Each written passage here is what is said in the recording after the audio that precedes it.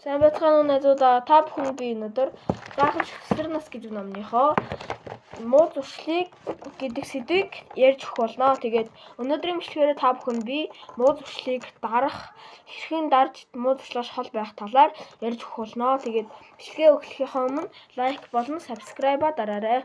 Тэгээд бид бүхэн муу зуршлыг хийх гэдэг байвал өөрийнхөө дуртай зүйл буюу шууд өөр зүйл хийх хэрэгтэй. Тэгэж чадвал чи ер нь бол муу зуршлаас амархан салж чадна. Тэгээд энийг өдөр болгон давтах хэрэгтэй. Тэгээд муу зуршлаа ингээд болох юм бол тэр зүйлийг тархинаас бүр мөс авч хаях хэрэгтэй.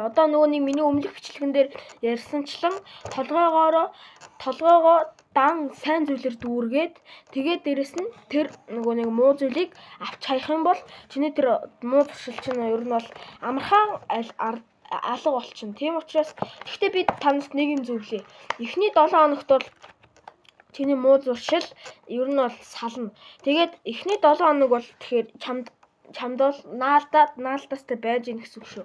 Тийм учраас 7 хоног болоогүй байж миний муу зуршил надаас арилахгүй байна. Тэгээ энэ арга үр дүнгүй байна гэж битгий бодорой. Энэ арга зайлшгүй үр дүн төрнө шүү гэж хэлье. Тэгээд энэ бичлэг маань жоохон богинохон болчихлоо. Тэгээд дараагийн бичлэгээр уулзлаа. Баяртай.